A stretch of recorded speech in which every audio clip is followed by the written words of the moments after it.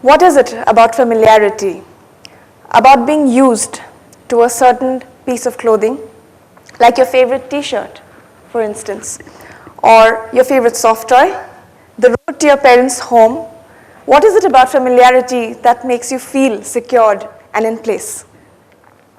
Familiarity spells comfort.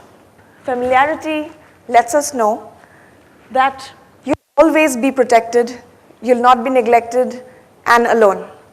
When you get a tight, comfortable hug from your parents, when you sit at that old coffee shop with your friend for hours, you feel like the world is good. You want to wake up each morning and you want to go to sleep thinking and knowing at the back of your head that this idea of the world that you've created won't go anywhere. But truth is not an idea. Truth exists to let you know that your parents won't live forever. That coffee shop, your favorite one, might have closed down or might have even moved somewhere else.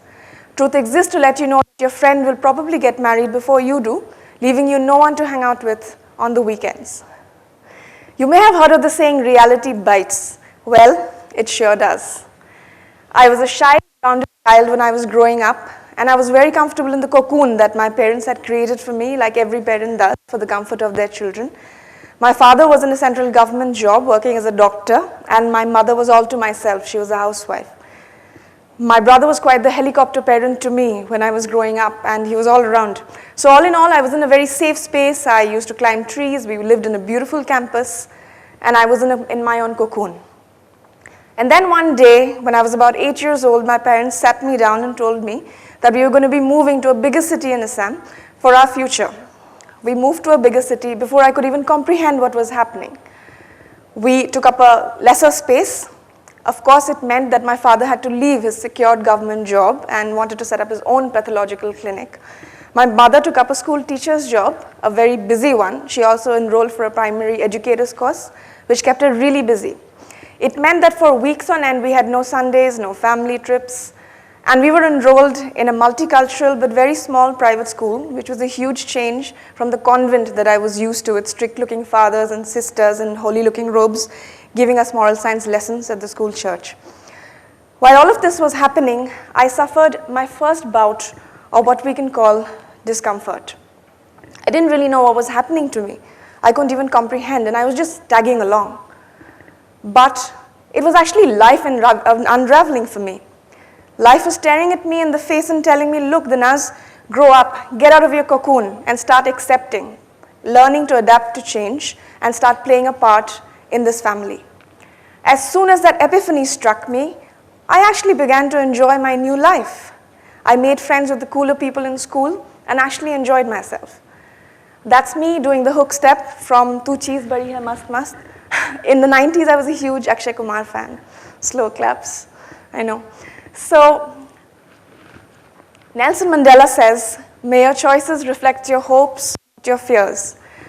We have to make a lot of choices in our lives, and often they're very easy, such as choosing which pair of shoes to wear to your friend's birthday party, and sometimes they're really difficult choices, like choosing between which stream to take, arts, commerce, or science.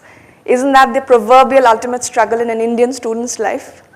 Mine definitely was. So both my grandfathers were doctors, my father is a doctor, and I was, as expected is the norm, expected to be a doctor.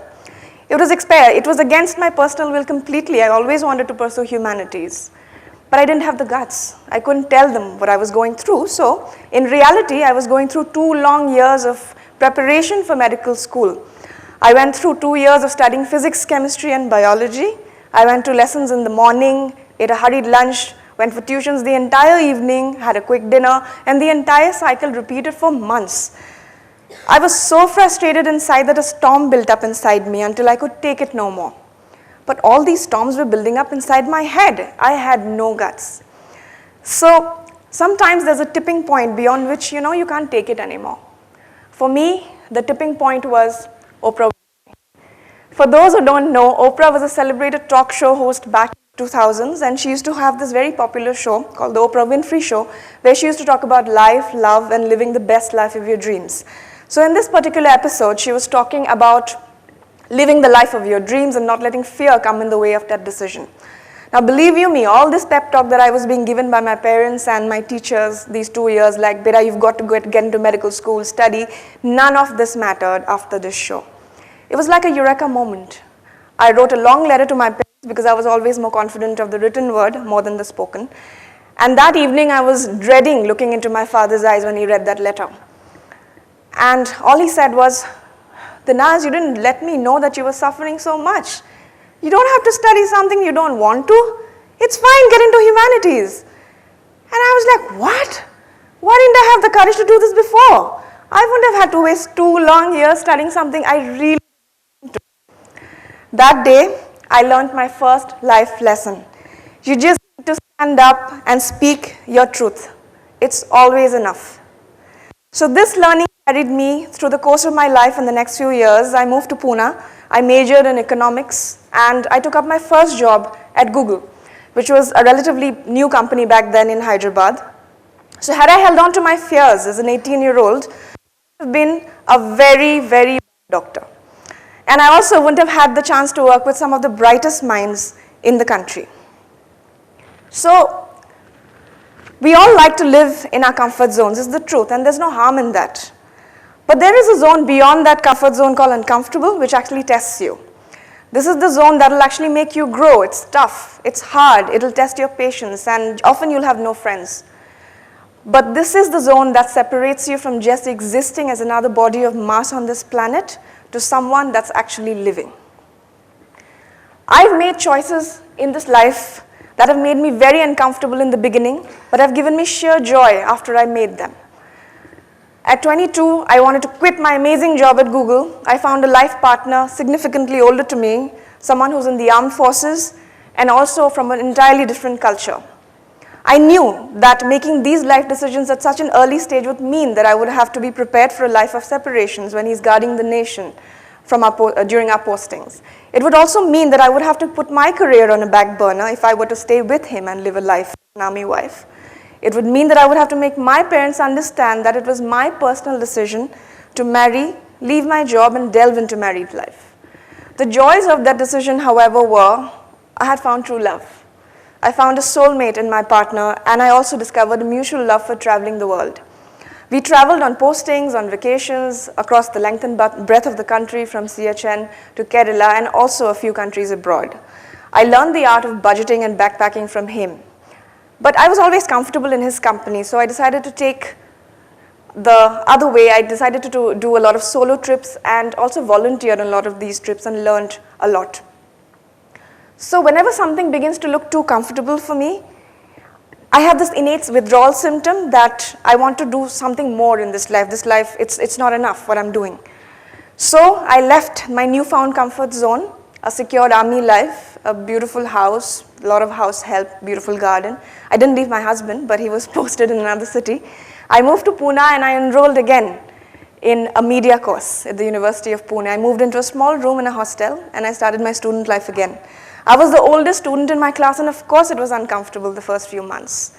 But I was learning something new every day. I found my joy in studying media and communication. However, life was preparing me for more discomfort. In the 3rd semester, I realized that I was pregnant. But I had made this word uncomfortable my friend for life.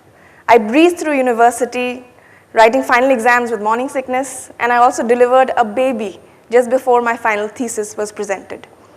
The joys of taking that decision were I had become a mother. I also topped my master's course, and I found that I wanted to study academics professionally. Had I not stepped out of my comfort zone from time to time, I wouldn't have discovered the 2 greatest passions in my life. One was traveling the world, and the second was pursuing media studies professionally. So after my baby was born, I decided to backpack with her. This was the next uncomfortable decision because she was just a year old, and I wanted to leave my husband behind. I said, look, I want to backpack with her before she turns 2 because I want to bond with her in a foreign country. And of course, there were a lot of questions like, how are you going to do it? You're a new mother. What do you mean backpacking? I said we're going to be living in youth hostels, we're going to be traveling around Europe, and I wanted to do an entire country with her alone. So I went to Germany, I traveled across Hamburg, Cologne, and Frankfurt with her in a backpack and a stroller, and I completely enjoyed the experience. Of course, the first couple of days, I was cursing my decision to travel and leaving my husband behind and taking this decision. But by the third day, I was actually enjoying it. I learned so many things and I found so much joy in being uncomfortable from that trip that I actually came back and started documenting my experiences in my personal blog and also a lot of publications. Soon, I was labeled the backpacking mom, the Indian mom that backpacks with her baby, a life-changing passion that I wouldn't have discovered had I held on to my fears of hotel stays, family trips, of a home with 4 walls. I kept repeating this experience from country to country, such as Cambodia and Spain, and this year I also backpacked with her to Barcelona, where we repeated the experience of hosting and taking public transport and thoroughly enjoyed the experience as mother and daughter. I get a lot of queries from young mothers who say that they also want to repeat the same experience, they also want to travel with their children, but they don't know how until they saw my journey. It gives me a lot of hope when I receive messages from a lot of young mothers saying that they found the courage to travel the world after they saw my journey, that they showed my real life example to their parents and their families to help them convince themselves of being able to do it alone. It fills me with a lot of immense pride and hope that somewhere, some woman living in some remote part of the country is dreaming of taking her baby to Europe alone, and probably she's going to be doing it. I want to continue doing this for the rest of my life and encouraging as many young mothers as I can to backpack with their children. So, had I not taken these decisions, had I not gone out of my comfort zones from time to time, I wouldn't have been able to discover the true passions of life. I was able to sustain my passion for traveling and also a career in media studies, which I've just taken up. I work as a research fellow in a media department, which is a full-time job. I live as a solo parent at the moment, a decision that I took at 22 to support an armed forces spouse who always keeps traveling. I did all this because I was not comfortable all the time. Becker says, the only time when you're growing is when you're uncomfortable. I hope that you too seek discomfort in your life, because it is beyond discomfort that you'll find the path to success, self-discovery, and happiness. Thank you.